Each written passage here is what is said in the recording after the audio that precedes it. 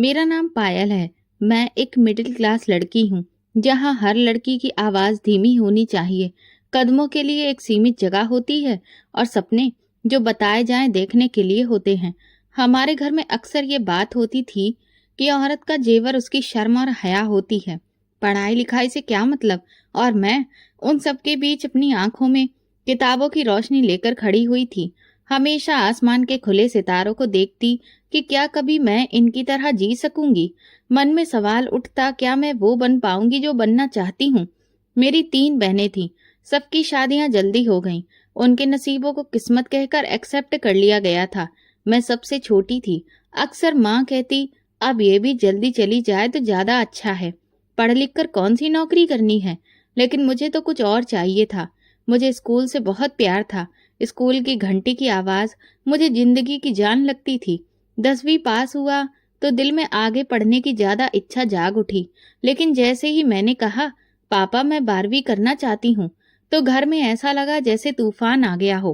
पापा ने गुस्से में अखबार नीचे रखा और आंखों में वही कठोरता, वही डर दिखाते हुए बोले, पढ़ने लिखने का शौक तुम्हें कब से हो गया? घर में जो काम सीखने चाहिए वो तो तुम्हें ठीक से आते नहीं, और बाहर की दुनिया में जाने की बातें कर रही हो। मैं चुप हो गई, जैसे शब्द मेरे गले में ही अटक गए। माँ ने भी साथ दिया, पायल हमें दुनिया वालों का सामना भी तो करना है। लेकिन सबके बीच एक आवाज थी, मेरे बड़े भाई की, पापा अगर पायल पढ़ना चाहती है तो फिर पढ़ने दीजिए। जमाना बदल रहा है, कम से कम उसे मौका तो मिलेगा। सब लोग चुप हो गए। दादाजी ने भाई को घूर कर देखा, जैसे वो परिवार की इज्जत को चोट पहुंचाने की बात कर रहा हो। लेकिन भैया ने एक बार भी पलट कर नहीं देखा। रात को वो मेरे कमरे में आया, मेरी आंखों में आंखें डालकर बोला, पायल मैं तुम्हें पढ़ने भेज रहा हूँ, लेकिन एक बात याद रखना, तुम्हारा हर कदम हमारे परिवार की इज्जत से जुड़ा होगा। तुम्हारे चरित्र पर अगर उंगली उठी तो मेरी गर्दन भी झुक जाएगी। मैंने उसके हाथ पकड़े और उससे वादा किया, भैया आपको कभी भी शर्मिंदा नहीं होने दूंगी। स्कूल का पहला दिन ऐसा था जैसे किसी पिंजरे से आजादी मिली हो। नई दुनिया, नए चेहरे और नई बातें। मैं रोज सुबह तैयार होती, लेकिन अंदर एक जंग चलती। कभी घर वालों की बातें मन में गूंजती, कभी अपनी ख्वाहिशें दिल में लेकर बैठ जाती। स्कूल में कई लड़कियां मेरी तरह थीं, और कई वो भी थीं जो हर दिन को मामूली समझकर गुजारती थीं। मैं उन सब के बीच खुद को अलग रखने की कोशिश करती। मुझे पता था कि ये सिर्फ पढ़ाई नहीं है, ये मेरा अधिकार है जो मैं छीन कर लेकर आई हूँ। 2 साल के बाद जब स्कूल खत्म हुआ तो यूनिवर्सिटी के सपने पलकों पर सजने लगे। लेकिन मैं जानती थी कि अब ये अगला कदम बहुत ही मुश्किल होगा। मैंने हिम्मत की, भाई के पास गई और धड़कते दिल के साथ कहा, भैया मुझे यूनिवर्सिटी जाना है। उसने गहरी सांस ली, जैसे पहले से जानता हो। फिर कहने लगा, देखो पायल, तुम्हें पता है ये कितना बड़ा फैसला है। दादाजी और पापा का सामना करना आसान नहीं होता। मैंने धीरे से कहा, भैया अगर आप साथ देंगे तो फिर सब आसान हो जाएगा। वो मुस्कुराकर देखने लगे, जैसे कि मुझ पर गर्व कर रहे हों। अगले ही दिन घर में तूफान आ गया। दादाजी बोले, बस अब यही दिन देखना बाकी रह गया था। नखरे करती लड़कियां बहुत ज्यादा बिगड़ जाती हैं। पापा का चेहरा भी सख्त हो गया। माँ परेशान थी और भाई मेरे सामने खड़े होकर दादाजी से बोले, देखिए आप जो चाहे सोचिए, लेकिन पायल यूनिवर्सिटी जाएगी। मैं इसे लेकर जा रहा हूँ। दादाजी ने बस एक बार भाई को देखा, जैसे बरसों की कोई परंपरा टूट रही हो। भैया ने मुझे यूनिवर्सिटी में एडमिशन दिलवाया। मेरी आंखों में आंसू थे, लेकिन वो आंसू कमजोरी के नहीं, जीत के थे। यूनिवर्सिटी की बिल्डिंग बिल्कुल अलग थी। ऊंची दीवारें, खामोश रास्ते और दरवाजे से झांकते सपने। स्कूल से यहाँ का माहौल बिल्कुल अलग था, जैसे किताबों की जुबान ही कुछ और हो, जैसे लोग एक और ही दुनिया से आए हों। मैं शुरू से घबराई हुई थी, लेकिन चेहरे पर विश्वास दिखाना बहुत जरूरी था। पहले दिन क्लास में जैसे ही पहुंची, मेरी नजर तुरंत बोर्ड पर गई। सब लोग अपनी जगह पर बैठ गए थे। मैं चुपचाप पिछली सीट पर जाकर बैठ गई। किताब खोली, लेकिन मन अभी भी कहीं और भटक रहा था। कुछ दिनों में ही कुछ चेहरे पहचान में आने लगे। कुछ लोगों से दोस्ती हुई और एक चेहरा ऐसा था जिससे बात थोड़ी बढ़ने लगी, अनुराग। वो थोड़ा खामोश किस्म का इंसान था, ज्यादा बात नहीं करता था, लेकिन उसकी नजरें अक्सर मुझे देखकर महसूस होती थीं। मैं कभी उससे नजरें चुरा लेती तो कभी अचानक से थोड़ा मुस्कुरा देती। वो मेरे साथ वाली सीट पर बैठने की कोशिश करता। मेरे नोट्स मांगता, कभी लाइब्रेरी में आ जाता।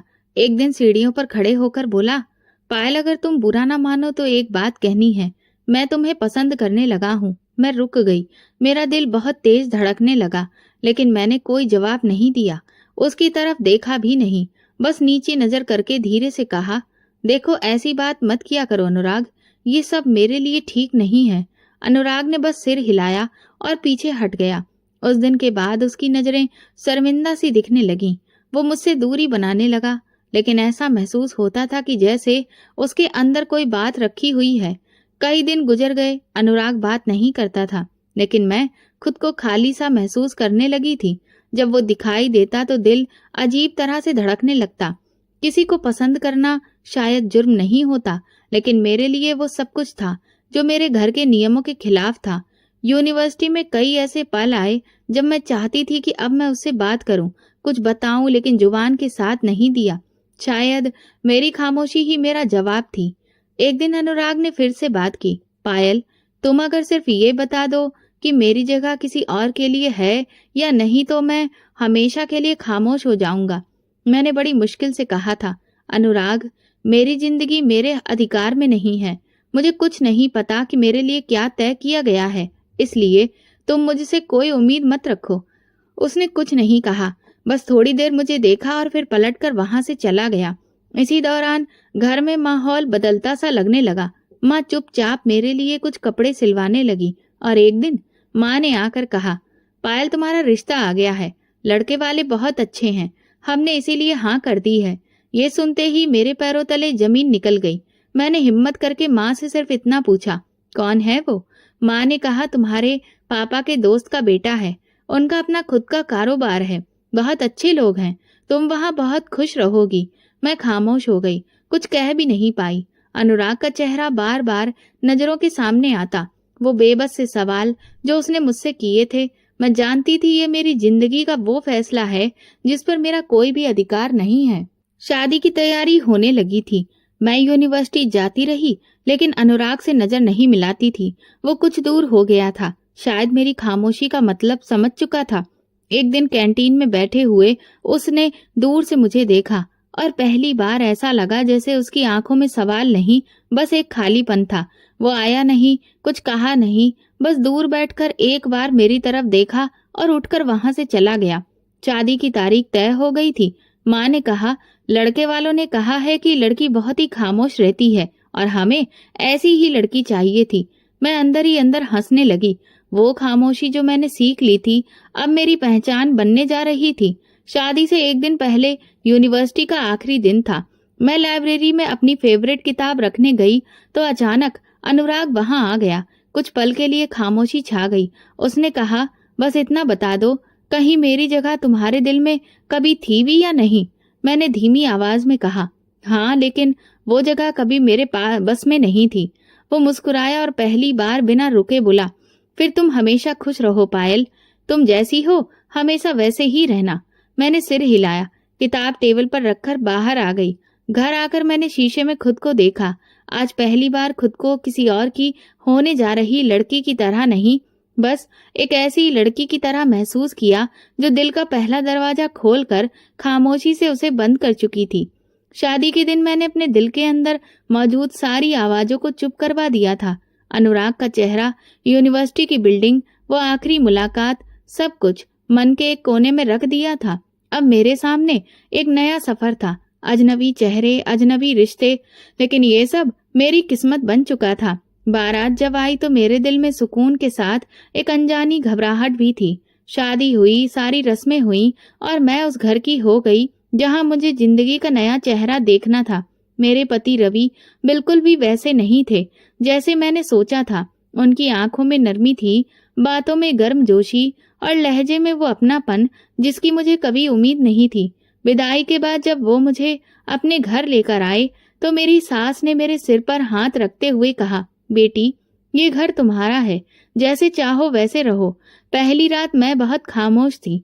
रवि मेरे पास बैठे और धीरे से बोले, मैं तुम्हें वक्त दूंगा पायल, मुझे तुम्हें समझने का शौक है, बदलने का नहीं। ये बात मेरे दिल के किसी कोने में सुकून दे गई। उन दिनों मैं खुद को एक नई दुनिया में पा रही थी। सुबह जल्दी उठकर नाश्ता तैयार करती, सास के साथ किचन में तरह तरह की बातें करती, देवर और नंद की फरमाइशें सुनती। सब कुछ नया और अच्छा लगने लगा था। रवि ऑफिस से आते तो अक्सर मेरे लिए कोई छोटी सी चीज ले आते, कभी कोई किताब, कभी कोई चॉकलेट, तो कभी कोई फूल। वो मेरी बात सुनते, मेरी सलाह लेते और सबसे बढ़कर मेरी खामोशी को महसूस करते। एक दिन रवि बोले, पायल, मुझे तुम्हारे चेहरे की वो हल्की सी मुस्कान बहुत पसंद है जो तुम नाश्ता बनाते हुए देती हो। मैं हंस दी। उस हंसी में कुछ झिझक थी तो कुछ शुक्र भी। मेरे देवर का नाम रंजीत था। उम्र में वो मुझसे थोड़ा छोटा था, लेकिन मैं उसे हमेशा अपने भाई की नजर से ही देखती थी। वो मुझे हर छोटी बात शेयर करता। भाभी, आज मेरे दोस्तों ने कहा कि तुम्हारी भाभी बहुत प्यारी हैं। मैं हंसकर कहती, जो तुम अपनी किताबें पढ़ो, तुम्हारा एग्जाम होने वाला है। रवि की 2 बहनें भी थीं, सीता और गीता। दोनों अभी पढ़ रही थीं। मैं उनके साथ बैठकर घंटों गपशप करती, उनके बाल बनाती, उनके साथ नाटक देखती। थोड़ी देर को ऐसा लगता जैसे मैं हमेशा से यही हूँ। एक दिन माँ की कॉल आई। मैंने कहा, माँ, यहाँ सब बहुत अच्छा है, मुझे किसी भी चीज की कोई कमी महसूस नहीं होती। माँ कहने लगी, भगवान करे तू हमेशा ऐसे ही खुश रहे तो हमें भी सुकून रहेगा। महीने गुजरने लगे। एक सुबह जब तबीयत अजीब सी लगने लगी तो सास तुरंत बोली, क्या खबर है तुम्हारी पायल? कहीं कोई खुशखबरी तो नहीं है? और फिर जब टेस्ट की रिपोर्ट आई तो घर में जैसे त्योहार सा माहौल हो गया। रवि की खुशी का ठिकाना नहीं था। वो फल और ढेर सारी अच्छी अच्छी चीजें लेकर आया। मेरी सास तो दिन रात मेरे लिए भगवान से प्रार्थना करती थी, भगवान करे तुम एक चांद सा बेटा हो और भगवान का आशीर्वाद हमेशा तुम पर बना रहे। प्रेगनेंसी के दिन कुछ मुश्किल भरे थे। कभी थकान लगती, कभी तबीयत खराब रहती, लेकिन रवि हमेशा मेरा ख्याल रखता था। रात को उठकर पानी देना, वक्त पर दवा देना और हर मुमकिन सुविधा देना, ये सब मुझे अंदर से निश्चिंत कर देता था। 9 महीने बाद जब मुझे बेटा हुआ तो मुझे ऐसा लगा जैसे मेरी जिंदगी पूरी हो गई हो। रवि की आंखों में वो खुशी देखी जो किसी चीज की पहली झलक में होती है। उसने मेरा हाथ पकड़कर कहा, पायल, तुमने मुझे सब कुछ दे दिया है। बेटे का नाम हमने आदित्य रखा। वो जब अपने छोटे छोटे हाथों से हमारी उंगली पकड़ता तो बहुत सुकून मिलता। सुबह जब वो उठकर अपनी आंखें खोलता तो मेरे चेहरे पर एक अजीब सी खुशी दिखाई देती। आदित्य की पैदाइश के बाद जिंदगी एक नए रास्ते पर चलने लगी थी। सुबह उसकी खिलखिलाहट से आंख खुलती, दिन में उसके कपड़ों की खुशबू महसूस होती, पूरा दिन उसकी शैतानियों में बीत जाता। रवि जैसे ही ऑफिस से आते सीधा उसे गोद में उठाकर कहते, पापा का बेटा कैसा है? आदित्य मुस्कुराकर देखता, जैसे वो आवाज पहचानता हो। हफ्ते में एक दिन रवि हमें बाहर घुमाने ले जाते, कभी पार्क, कभी आइसक्रीम पार्लर, तो कभी किसी पास के रेस्टोरेंट में।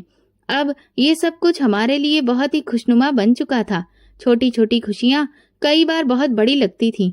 एक बार रवि कहने लगे, अगले महीने कंपनी की तरफ से दिल्ली में एक मीटिंग है, 2 दिन के लिए जाना पड़ेगा। सोच रहा हूँ कि वापस आते हुए तुम दोनों के लिए कुछ खास लेकर आऊं। मैं मुस्कुराकर बोली, हमें सिर्फ आपकी वापसी चाहिए, बाकी सब हमारे पास पहले से है। 2 दिन बाद रवि गया। जाते जाते आदित्य के माथे को चूम कर बोला, तुम्हारे पापा जल्दी आएंगे बेटा, अपनी मम्मा का ख्याल रखना। अगले दिन नाश्ता करते हुए टीवी पर एक खबर चल रही थी। हाईवे पर तेज रफ्तार के कारण ट्रक और कार की भयंकर टक्कर, बहुत ही भयानक हादसा, 2 लोगों की मौके पर मौत। मेरे दिल में अजीब सी घबराहट होने लगी। कुछ लम्हे बाद फोन बजा। नाम अनजान था।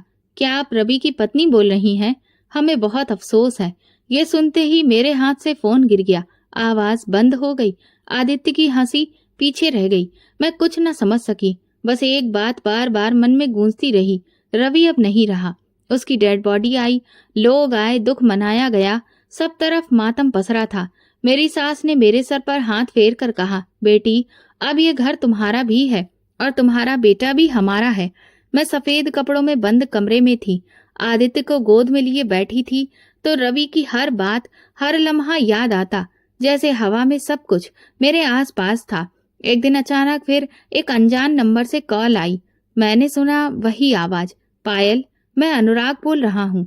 मेरी सांस रुक गई। मैंने कोई जवाब नहीं दिया। वो खामोशी में बोला, मुझे खबर मिली और मैं सिर्फ ये कहना चाहता हूँ कि अगर तुम चाहो तो मैं तुम्हें और तुम्हारे बेटे को अपना सकता हूँ। मैंने फोन बंद कर दिया। दिमाग सुन्न हो चुका था। शाम को अनुराग का एक और मैसेज आया। मैंने अभी तक शादी नहीं की है क्योंकि दिल में तुम्हारे लिए जगह थी, और अब अगर तुम चाहो तो मैं तुम दोनों के लिए जिंदगी का सहारा बन सकता हूँ। मैंने अपनी सास से कहा कि मैं कुछ दिनों के लिए मायके जाना चाहती हूँ। उन्होंने मुझे रोकने की कोशिश नहीं की, बस ये कहा, ये घर अभी भी तुम्हारा है, बेटा भी हमारा है और फैसला भी तुम्हारा है। धीरे धीरे दिन खामोशी से गुजर रहे थे। आदित्य अभी भी मेरे वजूद का हिस्सा था। जब वो मेरे गले में बाहें डालकर सोता तो मैं सोचती, क्या मैं इसे अकेले पाल सकूंगी? क्या अनुराग सिर्फ हमदर्दी से बात कर रहा है या फिर वो सच में एक नया दरवाजा खोलना चाहता है? एक दिन अनुराग ने फिर से कॉल किया। इस बार मैंने सुना और बोली, मैं तुमसे मोहब्बत करता था और अब भी करता हूँ, लेकिन फैसला तुम्हारा होगा। मैं तुम्हें वक्त दूंगा। मैंने पहली बार नरम लहजे में कहा, मैं कुछ महीनों के बाद मायके जा रही हूँ। अगर तुम वाकई में गंभीर हो तो वहां पर रिश्ता भेज देना। अनुराग ने सिर्फ इतना कहा, ठीक है, मैं तैयार हूँ। तुम जब कहो मैं हाजिर हो जाऊंगा। रात को मैं आदित्य को सीने से लगाकर आंखें बंद किए थी। दिल में एक अजीब सा सुकून आया। कई महीनों बाद जिंदगी तूफान से गुजर चुकी थी, लेकिन शायद कहीं कोई और दरवाजा खुलने वाला था। कुछ महीने बीतने के बाद मैंने पहली बार खिड़की खोलकर आसमान को देखा। मौसम बदला हुआ सा लग रहा था। आदित्य की तबीयत अब थोड़ी बेहतर हो गई थी। मैं खुद को समझा रही थी कि अब एक नया दौर शुरू करना होगा। अनुराग से वादा हो चुका था और अब मैं मानसिक तौर पर खुद को उस रिश्ते के लिए तैयार करने की कोशिश कर रही थी। दोपहर को भाई आया, वही भाई जिसने मुझे यूनिवर्सिटी भेजा था, जिसकी आंखों में हमेशा मेरे लिए इज्जत और भरोसा रहा था। उसने आदित्य को गोद में लिया, माथे को चूमा और बोला, सुनो पायल, सब लोग तुम्हारा इंतजार कर रहे हैं। मैंने खामोशी से सामान समेटा। एक बैग, आदित्य का बैग। मैं खामोशी से बाहर आई। सास ने दरवाजे पर हाथ रखकर कहा, पायल, तुम्हें अभी नहीं जाना है, तुम्हारे भाई से हमें बात करनी है। भाई ने चौंक कर पूछा, सब ठीक है? सास ने कहा, आपसे मुझे कुछ अकेले में बात करनी है, जरा अंदर आ जाइए। मैं दरवाजे पर ही खड़ी रही। अंदर से आने वाली आवाज धीमी थी, लेकिन चेहरे पर भाई की बदलती हुई रंगत बता रही थी कि बात आसान नहीं है। 10 मिनट बाद वो बाहर निकला। आदित्य को मेरे हाथ से लेकर प्यार किया और फिर मेरी तरफ देखा। पायल, उसकी आवाज में कुछ ऐसा था जो मैंने कभी नहीं देखा था। माँ जी चाहती हैं कि तुम यहाँ रहो और रंजीत से शादी कर लो। मेरे कदम जैसे जमीन में धंस गए। क्या? रंजीत से? भैया, ये मजाक है क्या? वो खामोश रहा। मैंने फिर कहा, रंजीत मेरा देवर है।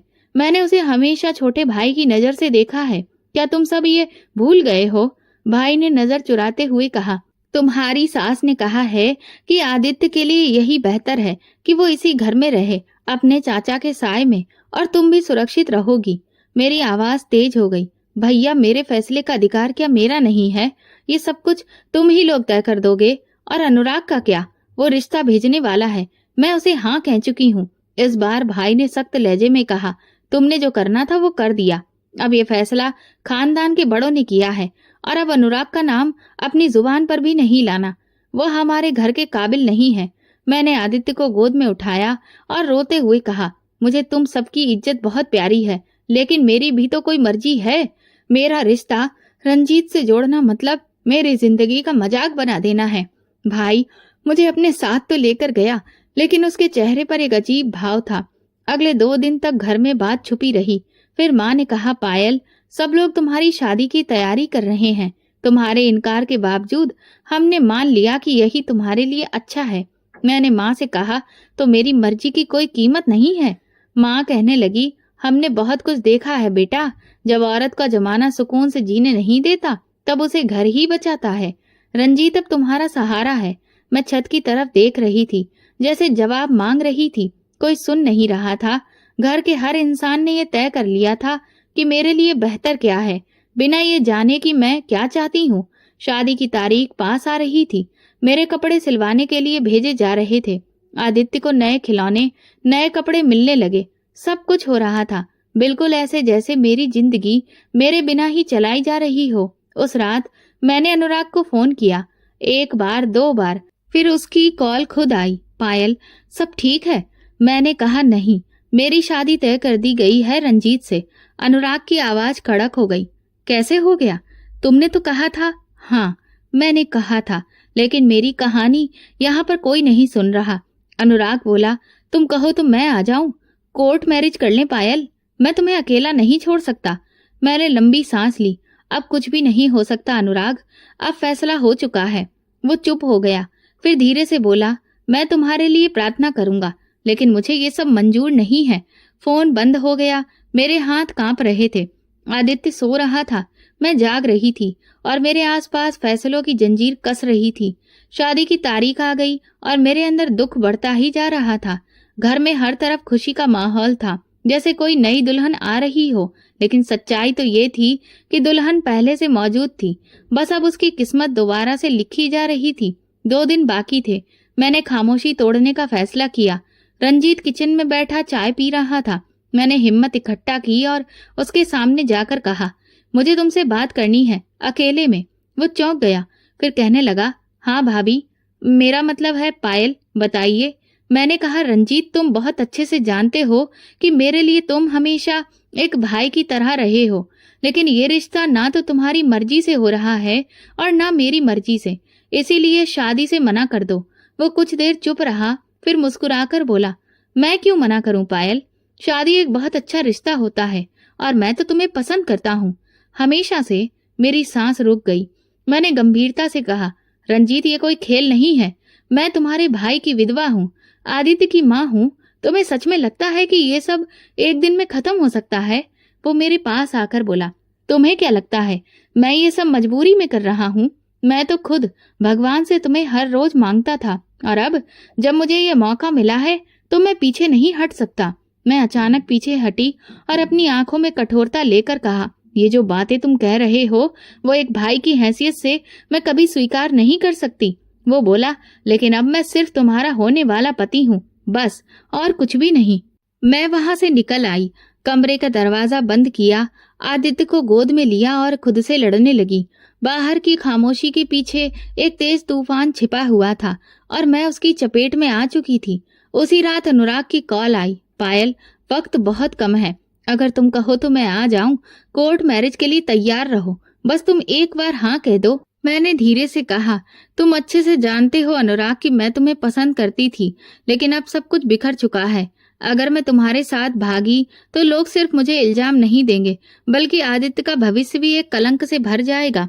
अनुराग की सांसें भारी हो गईं।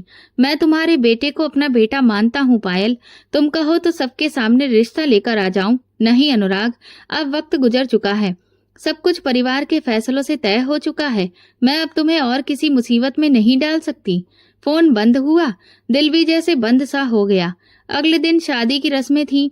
मेरे हाथों में मेहंदी नहीं थी, चेहरे पर वो दुल्हन वाली चमक नहीं थी। माँ ने कहा, पायल, अब तुम एक नई जिंदगी शुरू करने जा रही हो, सब कुछ भूल जाओ। सारी रस्में हो रही थी और मैं बेजान होकर एक एक करके सब पूरी कर रही थी। मेरे हाथ कांप रहे थे, लेकिन कमरे में सबके चेहरे पर सुकून फैला हुआ था। सिर्फ मैं ही थी जो जानती थी कि इस शादी के साथ मैंने अपने अंदर की आत्मा को मार दिया है। शादी के बाद रंजीत मेरे पास आया और बोला, बधाई हो पायल, अब तुम मेरी हो चुकी हो। मैंने नजर झुका ली, कुछ नहीं बोली। रात को अनुराग का एक आखिरी मैसेज आया, तुमने हार मान ली है पायल, लेकिन मैंने नहीं मानी है। मैं हमेशा तुम्हारे साथ खड़ा था और हमेशा रहूंगा। अगर तुम्हारा कभी वापस पलटने का मन करे तो मैं तुम्हें वहीं खड़ा मिलूंगा जहां तुमने मुझे छोड़ा था। मैंने वो मैसेज पढ़ा और फोन बंद करके अलमारी में रख दिया। रंजीत अब मेरे सामने एक नए रिश्ते के रूप में खड़ा था, वो रिश्ता जिसे सबने मेरे लिए बेहतर बताया था, लेकिन मेरे दिल ने उसे कभी अपनाया ही नहीं। धोखे की एक दीवार खड़ी हो चुकी थी और मैं उसके साए में जिंदा थी। अगले दिन सुबह विदाई की तैयारी शुरू हुई। माँ मेरे पास आई और हाथ पकड़कर बोली, पायल, सब कुछ भूलकर अब एक नई शुरुआत करना। औरत जिंदगी को तभी समझती है जब वो उसे सहती है। मैंने नजर झुकाकर कहा, कुछ बातें दिल में ऐसे उतर जाती हैं माँ, जो कभी भूलती नहीं हैं। कपड़े पहने गए, जेवर सजाए गए, लेकिन दिल वैसा ही सुन्न था जैसे कमरे की दीवारें। आदित्य मेरी गोद में सो रहा था। उसके माथे को चूमते हुए मैंने धीरे से कहा, मेरी हिम्मत तुम हो बेटा, तुम्हारे लिए ही मैं सब कुछ सह रही हूँ। रंजीत दरवाजे पर खड़ा था। वो खामोश था, लेकिन उसकी आंखों में एक अजीब सा भाव था, जैसे कुछ छुपा रहा हो या शायद कुछ जाहिर होने वाला हो। गाड़ी में बैठने से पहले मैंने आखिरी बार अपने कमरे की तरफ देखा। वही कमरा जहां मैंने सपने देखे थे, जहां मैंने आदित्य को पहली बार सीने से लगाया था। अब मैं एक ऐसे सफर पर थी जिसकी मंजिल मेरे हक में नहीं थी, लेकिन रास्ते शायद मेरे कदमों से कभी बदल जाएं। शादी के बाद कुछ दिनों तक घर में अजीब सा सन्नाटा रहा। सास कभी मेरी तरफ देखती तो कभी आदित्य की तरफ। रंजीत अब घर से ज्यादा वक्त बाहर बिताने लगा। मैं सिर्फ आदित्य में पनाह ढूंढ रही थी। मेरे कमरे का माहौल वही था, लेकिन रिश्ते बदल गए थे। एक दिन सास ने मुझे अपने पास बुलाया और कहा, पायल, रंजीत शहर में काम करता है। उसने वहां एक फ्लैट ले लिया है। अब वो तुम्हें वहां ले जाएगा और वहीं रखेगा। मैंने सवाल भरी नजरों से देखा। मैं आदित्य को साथ ले जा सकती हूँ माँ? उन्होंने नजर चुराई और धीरे से बोली, बेटा अभी छोटा है, कुछ दिन के लिए यहीं छोड़ दो। हम सब हैं उसकी देखभाल के लिए। रंजीत कह रहा है कि तुम पहले घर को संभालो, बाद में बच्चा ले आना। मैं तो दंग रह गई। ये कैसा फैसला है? आदित्य मेरा बेटा है, मैं उसे अपने साथ लेकर जाऊंगी। रंजीत शाम को आया तो मैंने तुरंत कहा, मैंने सुना है कि तुम आदित्य को मेरे साथ नहीं ले जाना चाहते। वो कुर्सी पर बैठकर बोला, पायल, फ्लैट अभी पूरी तरह से सेट नहीं हुआ है। छोटा बच्चा वहां एडजस्ट नहीं कर पाएगा। तुम कुछ दिन के लिए अकेली चलो, मैं कुछ दिनों में खुद आदित्य को ले आऊंगा। मैंने साफ कहा, लेकिन ये मुमकिन नहीं है। आदित्य मेरे बिना एक दिन भी नहीं रह सकता। रंजीत के चेहरे पर तनाव आ गया। पायल, फैसला हो चुका है, चाहे तुम चाहो या ना चाहो, लेकिन यही होगा। मैं दरवाजे से बाहर निकली और अपने भाई को आवाज दी, भैया, आदित्य मेरे बिना नहीं रह सकता। आप सब क्या चाहते हैं? मेरा बच्चा मुझसे छीन ले? भैया खामोश हो गए। बस इतना बोले, देखो बेटा, ये बस कुछ दिनों की बात है। तुम्हारा ससुराल है, तुम्हें समझदारी से कदम रखना होगा। जाते हुए आदित्य मेरी गोद में था। मैंने पूरी कोशिश की कि वो मेरे साथ चले, लेकिन रंजीत ने जबरदस्ती उसे सास की गोद में दे दिया। आदित्य रोने लगा, मैं भी फूट फूट कर रोने लगी। रंजीत ने गाड़ी की तरफ इशारा किया, पायल, देर हो रही है। मैंने आखिरी बार पीछे मुड़कर आदित्य की तरफ देखा। उसकी आंखें मुझे मेरी गोद में आने के लिए बुला रही थीं। मैं बहुत बेबस थी। रास्ते भर मैं खामोश रही। रंजीत ने बात करने की कोशिश की, तुम्हें समझना होगा पायल, कुछ चीजें वक्त के साथ ठीक हो जाती हैं। मैंने मुंह मोड़ लिया। मुझे सिर्फ आदित्य चाहिए, बाकी सब तुम रख लो। शहर पहुंचकर वो मुझे एक फ्लैट में ले आया। फ्लैट नया था, फर्नीचर पूरी तरह से लगा हुआ था, कमरा सजा हुआ और हर चीज चमक रही थी, लेकिन मेरे दिल में एक खालीपन था। कमरे का दरवाजा बंद हुआ तो मैंने रंजीत से कहा, ये सब तुमने पहले क्यों नहीं बताया? अगर मुझे पता होता कि तुम आदित्य को मुझसे अलग कर दोगे तो मैं कभी ये शादी नहीं करती।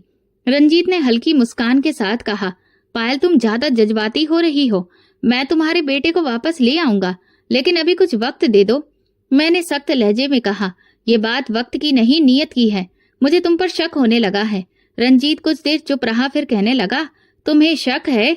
तुम भूल रही हो कि अब तुम मेरी पत्नी हो। तुम्हारी जुबान कुछ ज्यादा ही चल रही है। मैंने कहा, रिश्ता शादी का हो या भाई बहन का, भरोसा तो खुद से बनता है, जबरदस्ती से नहीं। उसने फिर कुछ नहीं कहा, बाहर चला गया। मैं रात भर जागती रही। आदित्य की आवाज मेरे कानों में गूंज रही थी। लाइट में सब कुछ था, सिर्फ सुकून नहीं था। और रंजीत की मौजूदगी में अब वो एहसास नहीं रहा था जो एक रिश्ते में होना चाहिए। नई जगह, नई जिंदगी, पर ममता का दिल कहीं पीछे रह गया था। आदित्य के बिना ये सब बस एक बंद कमरा था और मैं एक कैदी। सुबह हुई तो फ्लैट में रोशनी फैल चुकी थी, लेकिन मेरे अंदर अंधेरा वैसा ही था। मैं किचन में गई, चाय बनाई, लेकिन पहला घूंट भी गले से नहीं उतर पाया। फ्रिज में सब कुछ था, लेकिन भूख नहीं लगी। रंजीत वापस आया, ऑफिस जाने की तैयारी करने लगा। मैंने फिर आदित्य की बात छेड़ी। आज भी कोई खबर नहीं? उसने ठंडे लहजे में जवाब दिया, अभी वक्त नहीं है पायल। मैंने कहा, वक्त तो तुम्हारे लिए ठीक गुजर रहा है, लेकिन मेरे लिए हर लम्हा बहुत मुश्किल है। आदित्य की आवाज, उसकी खुशबू, सब कुछ अंदर से मुझे नोच रहा है। रंजीत ने कप रखते हुए कहा, पायल, अगर तुम्हें इस रिश्ते को निभाना है तो समझौता करना सीखो। मैंने ठंडी नजर से कहा, मैं अपनी जिंदगी का सबसे बड़ा समझौता पहले ही कर चुकी हूँ, अब और नहीं कर सकती। वो कुछ देर मुझे देखता रहा, फिर चुपचाप चला गया। दरवाजा बंद हुआ तो मैंने अंदर से कुंडी लगा ली। अलमारी खोली, आदित्य का एक छोटा सा स्वेटर निकाला और खुद से लिपटा गई। आंखों से आंसू बहने लगे। वो सिर्फ मेरा बेटा नहीं था, मेरा वजूद था, और मेरा वजूद इस फ्लैट में नहीं, कहीं और ही छूट गया था। फ्लैट में आए कुछ ही दिन हुए थे कि माहौल का मिजाज बदलने लगा था। रंजीत की बातों में एक अजीब बदलाव आने लगा था। वो न आदित्य का जिक्र करता, न घर वापस ले जाने की बात। हर शाम देर से लौटता, कभी बहुत खुश तो कभी बहुत गंभीर। मैं दिन भर फ्लैट में अकेली रहती, खिड़की से बाहर गुजरती गाड़ियों को देखती, कभी फोन पर आदित्य के पुराने वीडियो चलाकर आंखें नम कर लेती। खुद से कहती बस कुछ दिनों की बात है, फिर मैं वापस चली जाऊंगी। एक शाम रंजीत आया तो पहले की तरह चुप नहीं था। बैठते ही कहने लगा, पायल तुम जानती हो, तुम्हारे जैसी खूबसूरती मैंने आज तक नहीं देखी। मैं चौंक गई। पहली बार उसके लहजे में ऐसी बात सुनी थी जिसने मेरे दिल में चुभन पैदा की। मैंने कहा, ऐसी बातें मत करो रंजीत, मुझे बहुत अजीब लग रहा है। वो हंसने लगा। अजीब क्यों लगता है? तुम मेरी पत्नी हो, मैं तुम्हारी खूबसूरती की तारीफ भी ना करूं। मैंने नजरें चुरा ली। ये रिश्ता तुमने खुद चुना है, मैंने नहीं, और तुम अच्छे से जानते हो मैंने तुम्हें कभी भी उस नजर से नहीं देखा। वो मेरे पास आकर बैठा, मेरे हाथ को छूने की कोशिश करने लगा। मैं तुरंत पीछे हट गई। रंजीत, मुझसे दूर रहो। रंजीत कुछ देर चुप रहा, फिर बोला, पायल मुझे तुम्हारे किरदार से कोई शिकायत नहीं है, लेकिन तुम्हें समझना होगा मैं तुमसे सिर्फ शादी नहीं, प्यार भी चाहता हूँ। मेरे अंदर कुछ टूटने लगा। मैं उठकर कमरे में जाने लगी तो उसने मेरी कलाई पकड़ ली। तुम मुझे क्यों ठुकरा रही हो? मैंने खुद को छुड़ाने की कोशिश करते हुए कहा, क्योंकि मैं तुम्हें कभी अपना पति मान ही नहीं सकी। तुम मेरे पति के छोटे भाई थे और रहोगे। तुम्हारी नीयत पर शक मुझे तभी हो गया था जब तुमने आदित्य को मुझसे अलग कर दिया था। रंजीत तंजिया लहजे में कहा, तुम्हें मेरी नजर से दिक्कत हो रही है? सुन लो, मैं तुम्हारी खूबसूरती का दीवाना हो चुका हूँ। तुम जैसी औरत अगर मेरे हाथ आ जाए तो मेरी किस्मत बहुत अच्छी है। ये सुनते ही मेरा सब्र टूट गया। मैं आगे बढ़ी और एक जोरदार थप्पड़ उसके चेहरे पर दे मारा। शर्म आनी चाहिए तुम्हें। मैंने तुम्हें हमेशा एक भाई माना था, लेकिन तुम क्या निकले? कम से कम तुम्हें मेरे पति की इज्जत का ही लिहाज होना चाहिए था। रंजीत का चेहरा गुस्से से लाल हो गया। वो उठ खड़ा हुआ। अब तुम मुझे थप्पड़ मारोगी? मैं तुम्हें पत्नी बनाकर गलत किया। मैं दरवाजे की ओर बढ़ी और तेज आवाज में बोली, खबरदार, जो तुमने एक कदम भी मेरी तरफ बढ़ाया मैं तुम्हें तुम्हारी औकात याद दिला दूंगी। उसने हंसी उड़ाई। तो क्या करोगी? दरवाजा बंद कर दूंगा। कौन सुनेगा तुम्हारी चीखें? मैंने दरवाजा खोला और पूरी ताकत से चिल्लाई, निकलो, अभी इसी वक्त मेरे कमरे से निकलो, वरना ऐसा कुछ होगा जो जिंदगी भर याद रहेगा। रंजीत कुछ देर खड़ा रहा, फिर कमरे से चला गया। मैंने दरवाजा बंद कर अंदर से कुंडी लगा दी। बिस्तर पर बैठी थी, हाथ कांप रहे थे। यही वो इंसान था जिसे मेरे घर वालों ने मेरा भविष्य समझ लिया था, लेकिन वो मेरी ममता को छीनने के बाद अब मेरे वजूद पर भी हमला कर रहा था। रात गहराती गई, लेकिन नींद आंखों से दूर थी। करीब 2 घंटे बीत चुके थे जब अचानक दरवाजे पर जोरदार दस्तक हुई। मैं चौंक गई। दिल की धड़कन तेज हो गई। दस्तक रुकी, फिर तेज हो गई। पायल, दरवाजा खोलो, ये रंजीत की आवाज थी। मैंने कहा, नहीं, मैं नहीं खोलूंगी, तुम हद पार कर चुके हो। अचानक खामोशी छा गई। कुछ पल बाद कुंडी से चाबी की आवाज आई। मुझे याद आया, इस फ्लैट की मास्टर की भी है जो रंजीत के पास है। दरवाजा धीरे से खुला। मेरी आंखें फैल गईं। रंजीत के साथ 3 अजनबी आदमी अंदर दाखिल हुए। उनके चेहरे पर अजनबीपन नहीं, दरिंदगी झलक रही थी। मैं घबराकर पीछे हट गई। ये लोग कौन है रंजीत? तुम्हें शर्म नहीं आती? रंजीत ने दरवाजा बंद किया और जोर से हंसा। शर्म? पायल, तुम्हें क्या लगा था मैं तुम्हें पत्नी बनाकर इज्जत दूंगा? तुम तो बस। वो रुका और फिर घिनौनी मुस्कान के साथ बोला, तुम बस एक खूबसूरत चिड़िया हो। मैं तुम्हें सिर्फ इसलिए अपनाया था ताकि अच्छे दाम में बेच सकूं। मेरे कदम लड़खड़ा गए। एक आदमी ने पास आकर कहा, यही है ना लड़की? रंजीत ने सर हिलाया। हाँ, यही है, खूबसूरत और पूरी तरह अकेली। मेरी जुबान बंद हो गई, लेकिन आंखों से आंसू बहने लगे। मैं चिल्लाई, तुम पागल हो गए हो? मैं तुम्हारी पत्नी हूँ। रंजीत ने घमंड से कहा, पत्नी? ये शादी सिर्फ दिखावा थी। मुझे तो बस एक मौका चाहिए था। अब तुम मेरे लिए बस एक सौदा हो। एक और आदमी बोला, रंजीत, ज्यादा वक्त मत गवाओ, हमें इसे लेकर जाना है। मैं कमरे के कोने में जाकर दीवार से चिपक गई। हे भगवान, मेरी मदद करो। तीनों मर्द मुझे घेर कर खड़े हो गए। उनकी नजरें मेरे वजूद को नोच रही थीं। रंजीत की मक्कार हंसी गूंजने लगी। मैं दीवार से लगी आंखें बंद कर भगवान से प्रार्थना कर रही थी, कुछ भी करो मुझे बचा लो। अचानक दरवाजे पर जोरदार धमाका हुआ। एक पल के लिए सबके कदम रुक गए। दरवाजा एक झटके से खुला और 2 लोग अंदर दाखिल हुए, अनुराग और मेरा भाई। रंजीत के चेहरे का रंग उड़ गया। मैं भी अविश्वास से भैया को देख रही थी। अनुराग को देखते ही मेरी सांस अटक गई। आंखों से आंसू नहीं निकले, बस एक ठंडी सांस निकली। अनुराग ने अंदर कदम रखते ही तेज आवाज में कहा, पुलिस रास्ते में है, अगर किसी ने भागने की कोशिश की तो तुम सब पकड़े जाओगे। मेरा भाई गुस्से में आगे बढ़ा। रंजीत का गिरेबान पकड़कर उसे दीवार से जोर से दे मारा। तूने पायल के साथ ये किया? मैंने अपनी बहन तुझे भरोसे से सौंपी थी। रंजीत सिसकने लगा, मुझे छोड़ दो, तुम्हें नहीं पता ये औरत। भैया ने एक जोरदार थप्पड़ उसके मुंह पर जड़ दिया। चुप कर कमबख्त, अगर अनुराग ने वक्त रहते मुझे सब कुछ नहीं बताया होता तो आज हम एक और अर्थी उठा रहे होते। अनुराग ने मोबाइल निकाला और सबके सामने एक रिकॉर्डिंग चला दी। आवाज साफ थी, कल रात आ जाना, लड़की तैयार है, वो खुद को बचाने की कोशिश करेगी, लड़ेगी, लेकिन जल्दी ही टूट जाएगी। तुम लोग बस अपना काम करके निकल जाना। वो रंजीत की ही आवाज थी। कमरे में सन्नाटा छा गया। रंजीत के साथी बौखला गए। एक ने दरवाजे की तरफ दौड़ने की कोशिश की, लेकिन अनुराग ने उसे पकड़ लिया। भैया ने दूसरे को पीछे से दबोचकर जमीन पर गिरा दिया। कुछ ही देर में पुलिस फ्लैट के अंदर आ गई। एसएचओ ने एक नजर मुझ पर डाली और फिर अपने साथियों को इशारा किया। सभी को हथकड़ियां लगा दी गईं। रंजीत खुद को छुड़ाने की कोशिश कर रहा था, लेकिन अनुराग ने कड़े लहजे में कहा, अगर एक शब्द और बोला तो मैं सब कुछ अदालत में ले जाऊंगा और तुझे कड़ी से कड़ी सजा होगी। पुलिस उन्हें पकड़कर ले गई। कमरा अब खाली हो चुका था। मैं कोने में बैठी कांप रही थी। भैया मेरे पास आए, घुटनों के बल बैठकर मेरा हाथ पकड़ा। पायल, मैं बहुत शर्मिंदा हूँ। हम सब ने तुम्हें आंखें मूंद कर उस दरिंदे के हवाले कर दिया। मैंने धीमे स्वर में कहा, आदित्य कहाँ है? भैया बोले, वो बिल्कुल सुरक्षित है, माँ के पास। कल सुबह मैं तुम दोनों को वापस ले जाऊंगा। अनुराग एक कोने में खामोश खड़ा था। मैंने पहली बार उसकी ओर देखा। उसकी आंखों में वही पुरानी नरमी थी, बिना किसी शिकायत के। बस एक एहसास की, तुम ठीक हो, बस यही काफी है। मैंने हिम्मत करके पूछा, तुम यहाँ तक कैसे पहुंचे? अनुराग ने कहा, मैं रंजीत को जानता था, बहुत पुराना दोस्त था।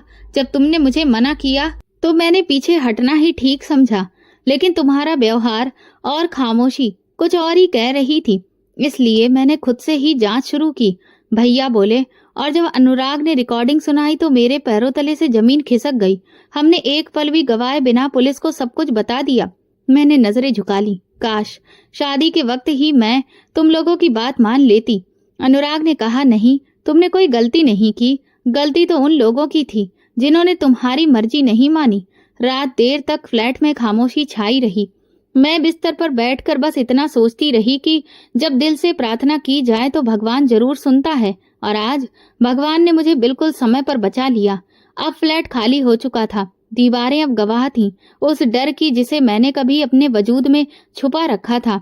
पुलिस कार्रवाई चल रही थी। थाने के चक्कर, अदालत की पेशियां, गवाही, सब कुछ बहुत तेजी से हो रहा था, जैसे जिंदगी एक पल में बदल गई हो। भैया हर पेशी पर मेरे साथ खड़े होते। अदालत में मेरी गवाही, अनुराग की दी हुई रिकॉर्डिंग और पुलिस की रिपोर्ट, सबने ये साफ कर दिया कि शादी की आड़ में मेरे साथ धोखा हुआ था। रिमांड पर भेजते वक्त जज ने कहा, यह महिला बहुत साहसी है, जिसने अन्याय के खिलाफ आवाज उठाई है और कानून पर विश्वास रखा है। अदालत से रंजीत का फैसला आने के बाद मेरे अंदर एक शांत लेकिन ठोस जीत का एहसास था। मैंने किसी से कुछ नहीं कहा, पर जब मैं कोर्ट की सीढ़ियां उतर रही थी तो हर कदम मेरे वजूद की गवाही दे रहा था। वो पायल जिसे सालों पहले चुप रहना सिखाया गया था, आज खुद के लिए बोल चुकी थी और दुनिया ने सुना भी। घर लौटी तो माँ ने चुपचाप मेरा हाथ पकड़ लिया। कुछ नहीं कहा, बस आंखों में नमी थी। मैंने कहा, माँ, अब किसी और पायल को ये सब ना सहना पड़े, बस यही प्रार्थना करो। अनुराग का रिश्ता मेरे लिए एक परीक्षा भी था और एक मौका भी। परीक्षा क्योंकि क्या मैं दोबारा किसी रिश्ते पर भरोसा कर सकूंगी। मौका क्योंकि क्या मैं अपने आप से किए वादे को निभा पाऊंगी। शादी की शाम जब मैं साधारण लहंगे में बैठी थी, ना कोई सजावट, ना कोई विशेष रस्में, तब भी उस खामोशी में भरोसे की आवाज थी।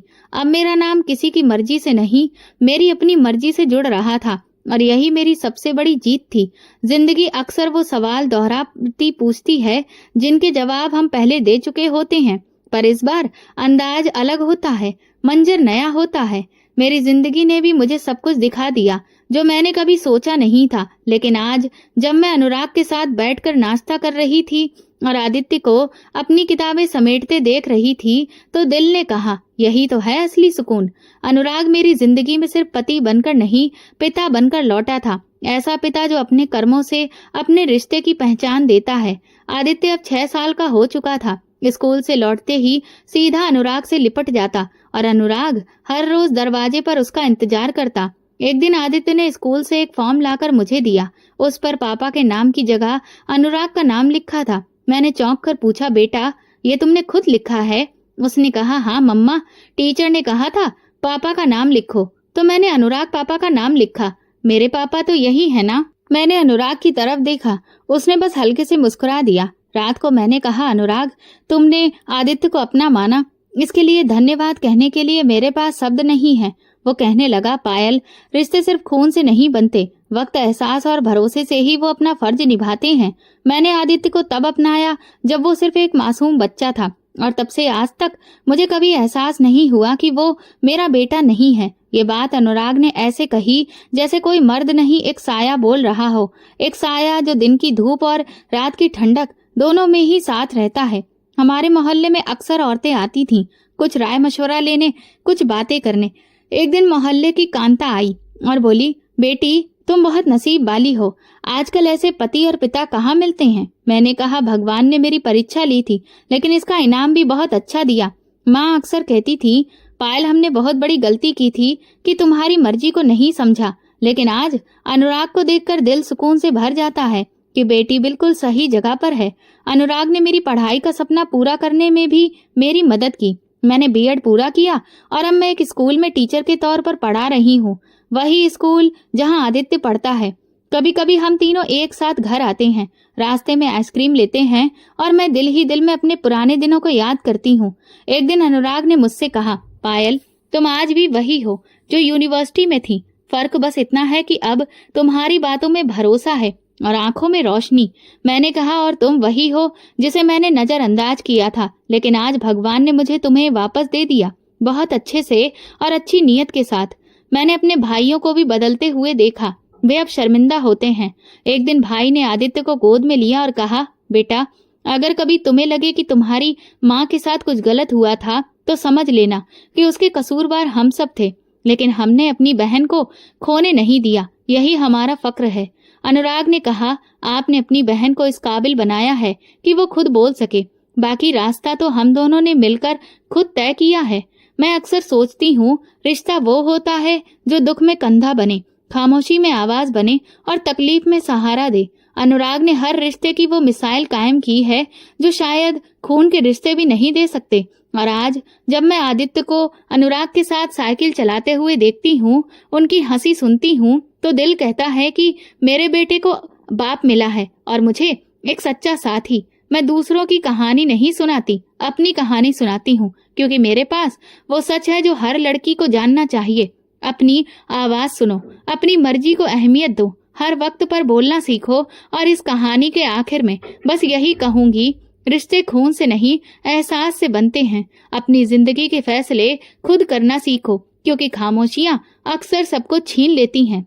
रिश्तों की असली पहचान एहसास है, भरोसा है और सच्चाई है, ना कि सिर्फ खून के रिश्ते।